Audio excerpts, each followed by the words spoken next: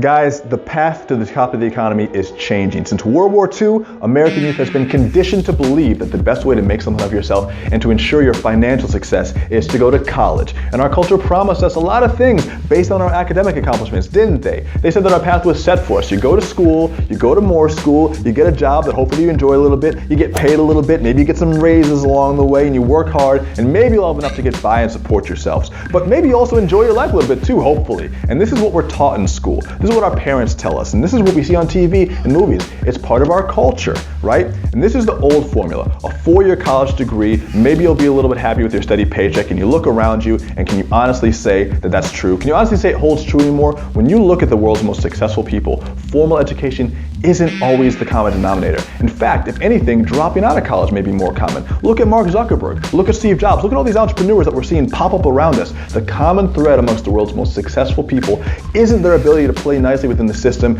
check off everything on the syllabus, or maintain a perfect 4.0 GPA. No. Their incredible impact on the world wasn't a result of them working their way up someone else's ladder, okay? The things they all have in common are their abilities to think outside the box, right? When others don't, and above all, hustle. Hard, but also with intelligence. And we go to school, we study things that don't interest us. We get out, there are no jobs for us, and if we're lucky, maybe we'll get a job that we're unhappy with. And we're not getting paid what we deserve, we're struggling, it has to stop. We spend so much time in our adult lives fantasizing about escape. Deloitte, which is a great consulting firm, said that 44% of millennials expect to leave their jobs within the next 2 years because they're unhappy. A recent survey in USA Today showed that 30% of people couldn't afford even a $1,000 emergency, and half of the US population wouldn't be able to cope for 4 weeks if they lost their jobs.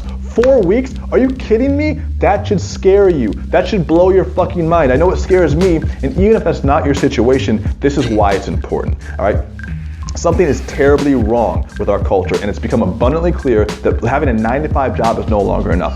Even if you are making enough right now to get by, being dependent on one source of income is suicide in our culture today, all right? The hustlers of the world are figuring this out. The hustlers of the world know what I know. It's that in 1989, 17% of the workforce was self-employed, but by 2015, the number had doubled. By 2020, economists expect the number to be over 50% and rising steadily. 50%, what are you doing? This is how the hustlers of the world are getting ahead, by taking their ideas, their skills, their products, casting out the middleman of a boss, and learning how to get paid for themselves. This is what we need to be doing. We are in a must-win situation that's adopt or die. It's adapt or die, really. Think about Gigantopithecus, this giant ape millions of years ago who died out. It wasn't because of a meteor or a comet, it's because he refused to adapt his diet when the climate changed. Are you telling me that an entire species of dinosaur died out because he refused to switch from bananas to apples? Yes, that's what I'm telling you. And it is ridiculous, but it's true, and that's where we're at as a culture. We aren't just changing, we already have changed, and with that comes the obligation to adapt